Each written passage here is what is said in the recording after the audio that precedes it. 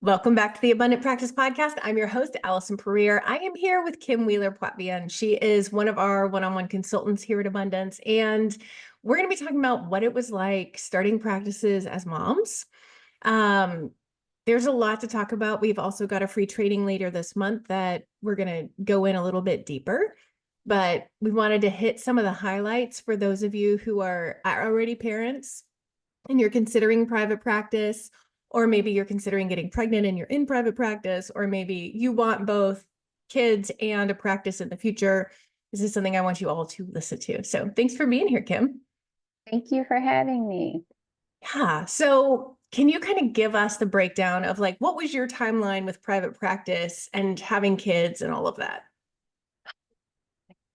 Okay, well, I thought about it for a long time, and then I got the push to kind of ease into it when I was pregnant with my. So I initially started by doing like the little talk therapy, like the texting thing, and then it finally went into it, doing some teletherapy when he was 6 weeks old. So I would have him in a bouncer underneath my desk and then do sessions that way.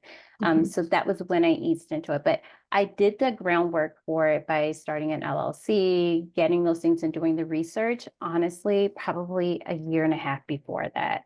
Oh, So it wow. was really thinking about it, researching it a lot, and until I finally had that push to say, I'm not going back. Mm-hmm. So it was And a did your thing. clients know you had a baby? You were bouncing underneath the desk? Um, Maybe the moms did. So Uh-huh. I work with kids. And so it would be like I would kind of have to explain, like, hey, if you hear like a little gurgle or a little cooing here and there, I'm bouncing like a baby. I just had a baby. Mhm. So please don't judge me. Uh-huh. But I have this little person here, that I would really kind of, time the sessions in between. And so that was really honestly the way that I kind of worked it out. And I was really blessed that I had parents that were very understanding.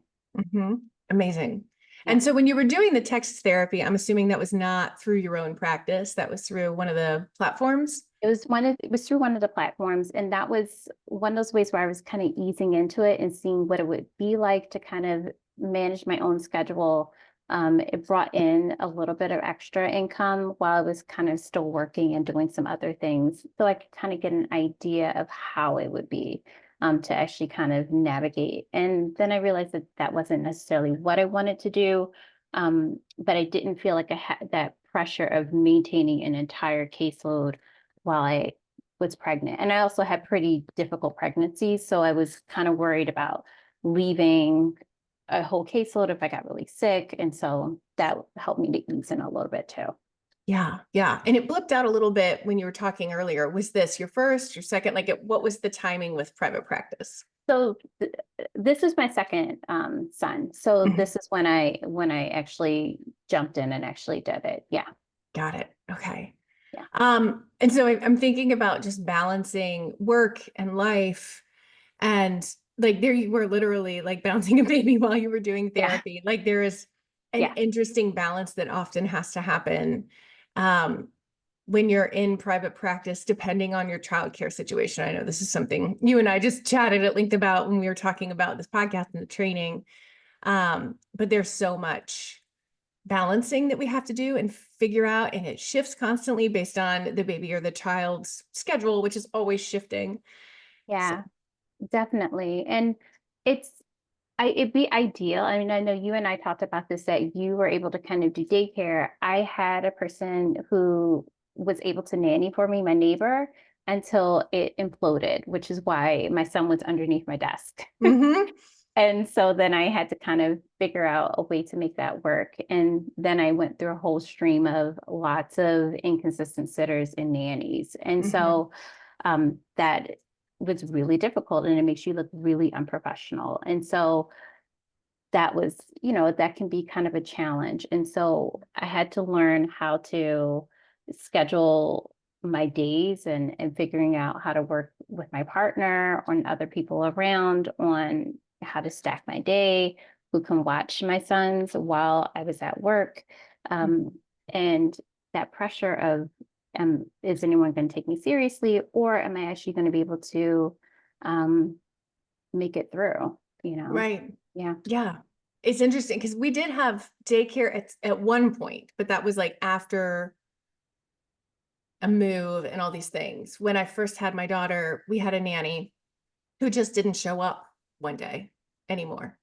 It was after we told her we were going to move. We gave her plenty of notice and we were like, if you find another opportunity, like we totally get it. We don't want you to miss out on another good opportunity, but she just ghosted after that conversation. And so there Yeah. I was waiting for her at my house, needing to get to my office because this was like before virtual was such a thing.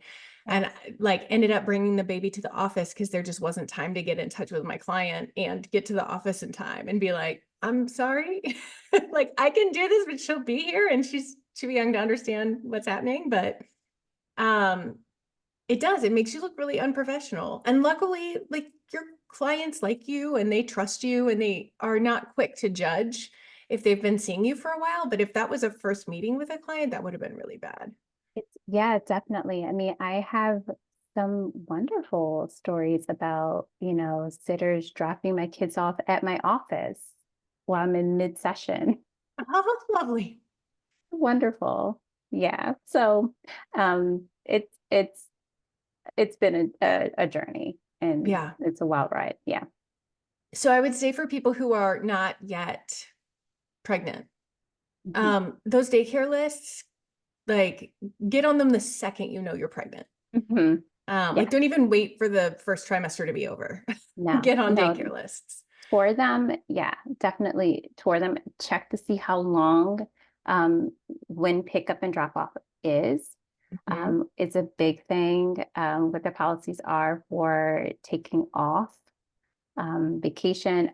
If they take off for the summer, which is a good thing to know, they take Yeah. weeks off because Hmm. some do. Um, that would be great to know.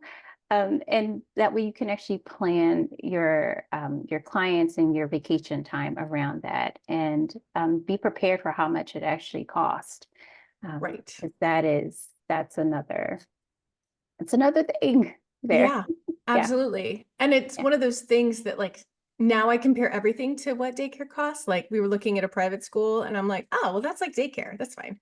We've done that before. Um, so but on the front end of that, it was like, holy what? Yes. Especially like for people who are coming from an agency. When you look at what you make in an agency and what you've got to pay for daycare versus what you can make in private practice and paying for daycare, it feels really like a stark difference. 100%, definitely.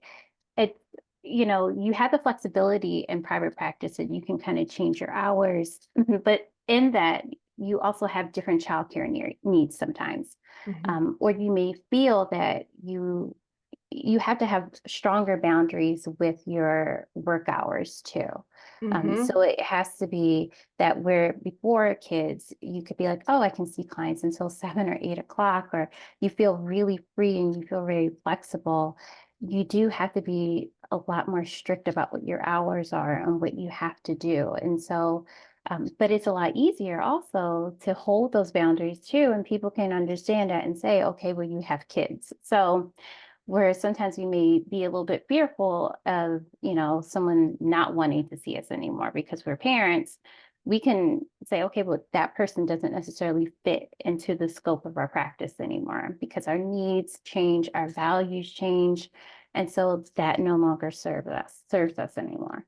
Right, right. And I think about all the people who work with kids who say, I have to work after school hours or I'm not going to Mhm. be full. And I think you're such a good example of like, Yeah.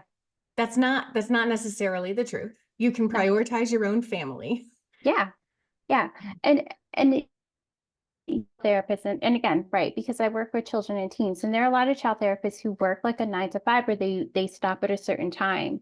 um, I personally, because of how we work, my partner, my husband, he takes the kids on weekends, and because the kids, that population I work with, works so much better on weekends, and so Mhm. I love to be away from Mhm. everyone in Uh-huh. the mornings on Saturdays and Sundays.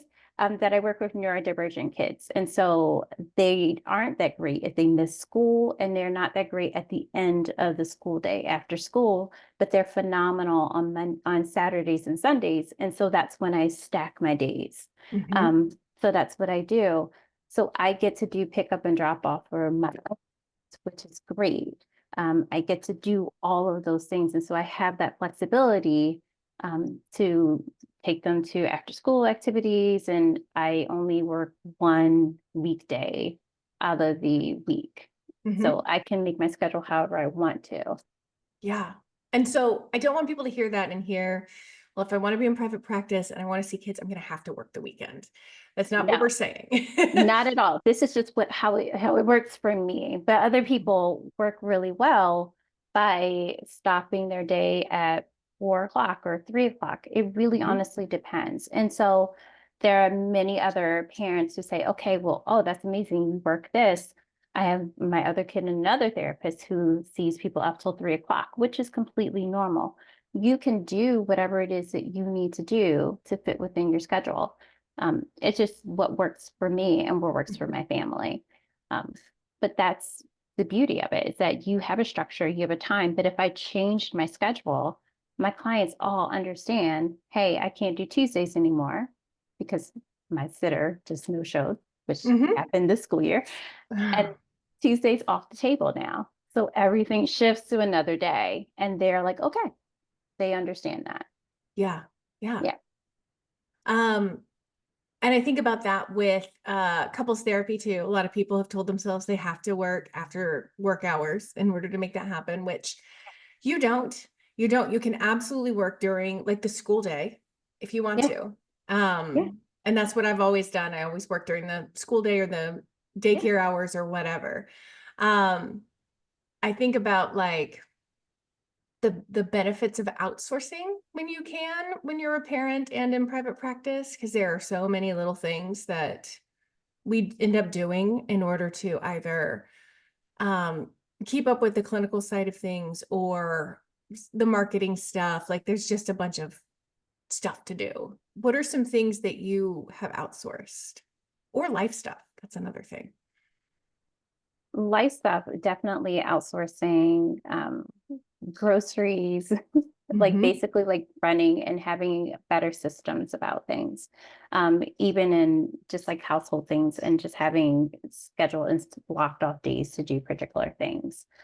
In my life, I've always had it that there are clinical days, there are that I just see clients, there are professional days like Tuesday, like that we're meeting right now Hmm. is just a professional day.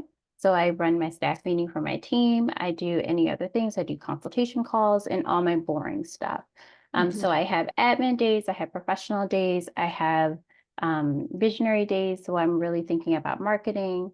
And so I block off different things for different times. So that helps me to kind of prioritize what I need to do for the week.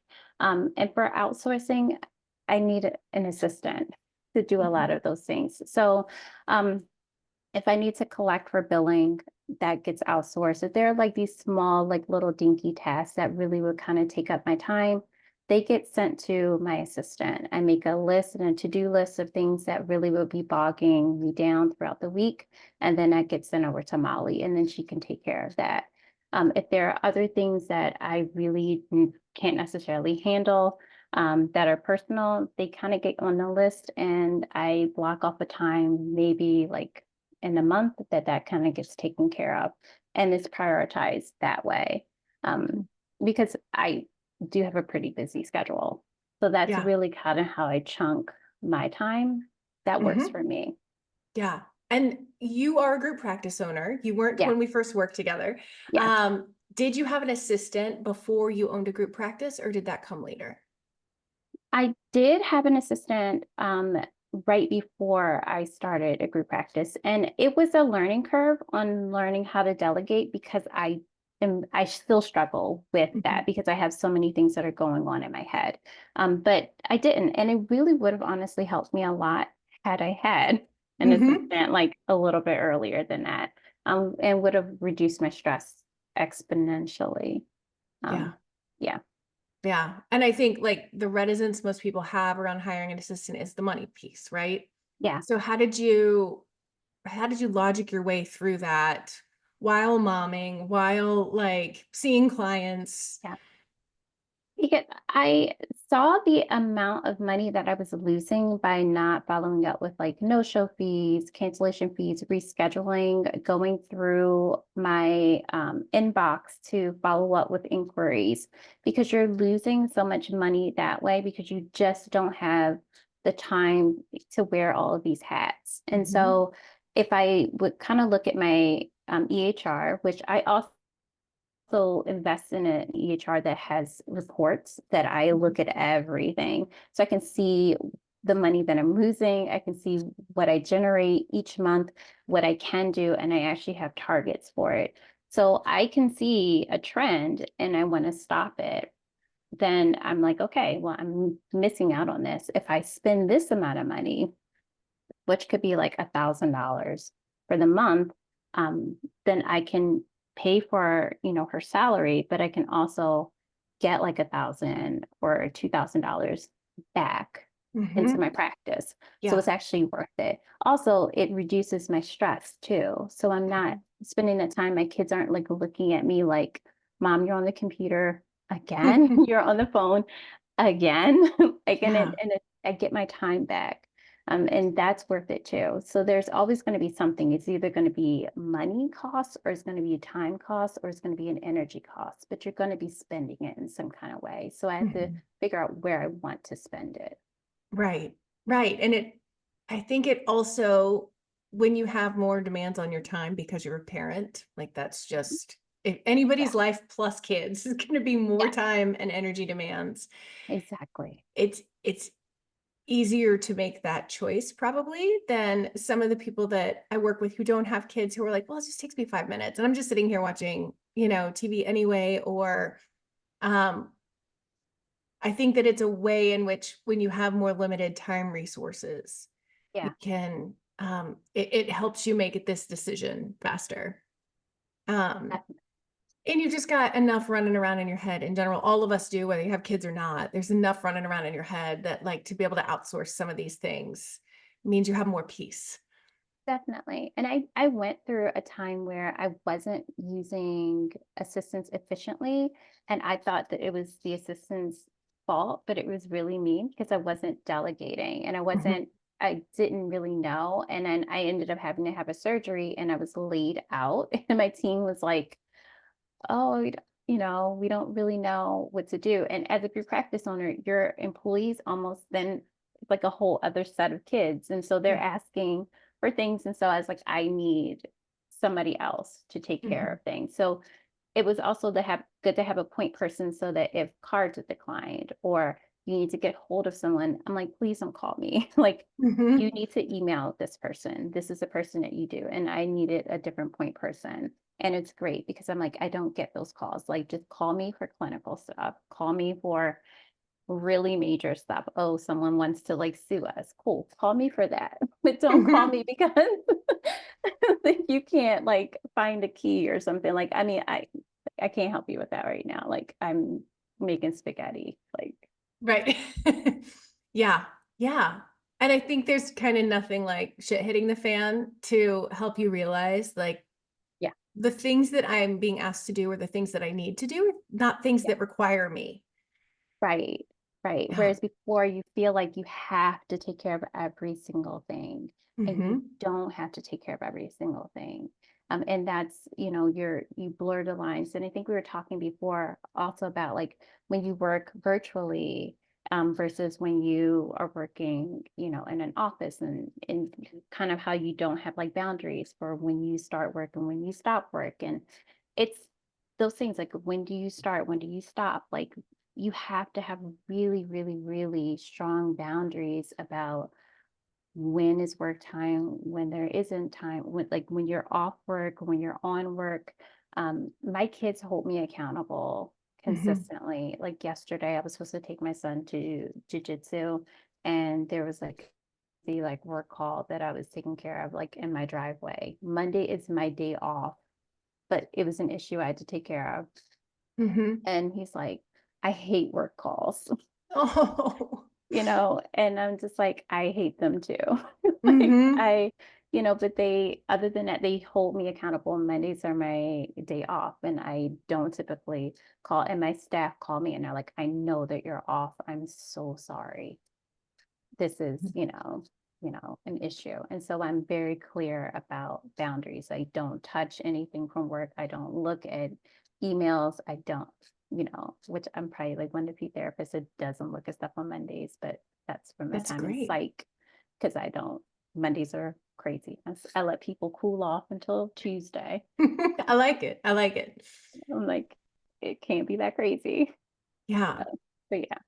What are some ways, like I'm thinking about for all the people that are working virtually in their Mhm. home, what are some things they can put in place to have a more delineation between this is work time and this is home time? If possible, this is, oh my gosh, this is from a year and a half of virtual and seeing kids. Oh goodness. Okay. So first I will say, please do not judge yourself. If you have children screaming and crying in the background, my children have broken into sessions. Hmm. My children have been dressed as Spider-Man and broken into session and then acted like no one could see them. Uh-huh. So no judgment. Um, but have a very clear conversation with other adults around that this is your job and this is professional, and so Hmm. that they can take it seriously and have other things for the kids to do. Hmm. So what I do is I let kids know, okay, I'm going to be in for this time, and so I give things for them to do, which is like time limited.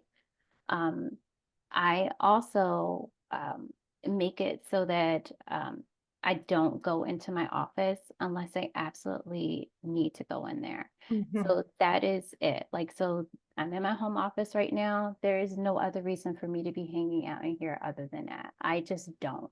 Unless I have some work stuff that I need to do, I completely separate it. If you are lucky enough to have a home office, that's great. If it is that you have set up like kind of a little corner somewhere, everything gets packed up and it's put away. It's not something that you are consistently looking at. The desk that I have has a hutch, it has everything is closed up, and I don't see the stuff. The stuff is put away, and it's like I'm closing the door to everything that is work. Like it's a Hmm. very visual and very physical reminder that work is I have a phone app that does not call. I've used Spruce. It doesn't ring past a certain time. So I don't get calls. So it Hmm. stops after a certain time and I don't answer it. So whatever it is, it's just going to go and roll over. And then I Yeah. can kind of check it. I don't check my email. I don't check any of those things before a certain time of day.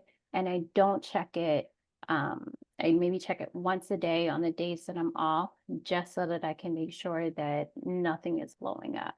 And so Hmm. I have these very strong boundaries about that. So when you're working virtually, you have to um, make sure that you have set days that are off, that you're not going into that space and using that space like for, your workspace as like your personal space as well. Like it's just really hard. You have to have like a clear delineation of that. And so when Hmm. I was working from home, like this was just for work. This wasn't for enjoyment. This wasn't for anything else but for work. And that just kept my sanity. Yeah. And I love that. And I know not everybody has access to that. So like you're saying, if Yeah. it's a corner, Yeah. like I love the idea of like a secretary, the piece of furniture, not the Mhm. person. Yeah. But so you're like literally closing it up. Yeah. Um, making sure that that corner is no longer screaming work at you. Yeah. Yeah. Absolutely. All my work stuff is like it's in one space. Like I Mhm. cannot stress that enough. Like it's gone. Like if mail comes to you, it immediately goes to like work and then like into your workspace and then that's it. Like it's Mhm. just like okay, and I will take care of this at another time. But it's Yeah. like that's it. It's done.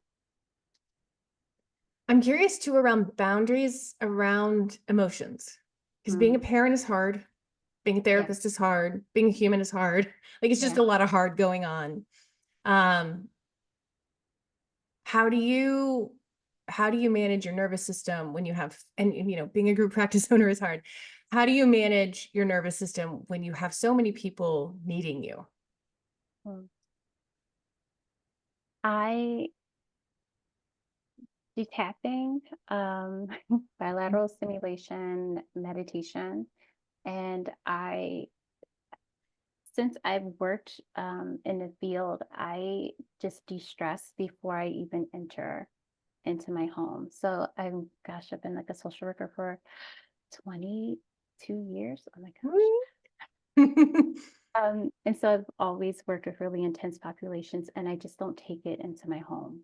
Mhm, So if it's a really tense time, like my husband sees me and I'm just in my car for a bit, mhm, and it just is there. When I was doing virtual sessions at home, I just was outside or just somewhere, and I just listened to whatever it was that kind of calmed me down, or I'll watch something.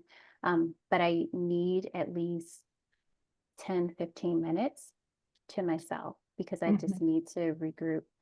I always stack at least 10 minutes between sessions because I just need to cleanse between them. So mhm, I'm a 50-minute session type of therapist. I mean, mhm, I know that sometimes people don't agree with that, but I need that, mhm, just to kind of regulate and to kind of balance out. And I'm always mindful of like how I'm feeling mhm, throughout the day so that I can regulate that. But at the end, I just really kind of decompress before I go in. If not, I'm going to be on edge. mhm. And before, when I would come in, I would have like a baby thrown right at me, like that Right. needed to nurse, or and I had to be really clear about like, I cannot do that. Number one, I don't want that energy transferring to my kid. So I'm just gonna go back out and I'm gonna go hang out. But I also give my partner like, the right to actually do the same thing too. And Mhm. so to kind of that, well, sometimes I hide in my bathroom or my closet. Mhm. Um, and now I have a wonderful thing where I just walk around with noise canceling headphones too. So where I in earphones. And so like if I can just sit for a while and then come in and then gradually like ease in just so that I can like reduce stimuli, then I will. But there are a lot of different things that I do to kind of like regulate myself as I Mhm. like kind of come back in. Yeah. I love how that flies in the face of all the hustling around that people feel like we're supposed to be doing in this culture, right? That Yeah. it's like you're able to be so much more intentional and so much more present with your family because you take these 15 Mhm. minutes. Yeah. Yeah. Yeah, to be honest, like I can't I'm not perfect, and like I tell people all the time, like I'm not Mary Poppins. Like I still like my kids Mhm. still come in and they immediately, but when they see me, they're like mom, and they like run and they hug me and all that. But if I still feel like I want to crawl out of my skin, then I'm also really aware that I did not do enough work for Mhm. myself, and so then that's on me to do Mhm. something else. So it might be that I still have to cook, I still might have to do something else, but then I'm putting in headphones and I'm listening to something.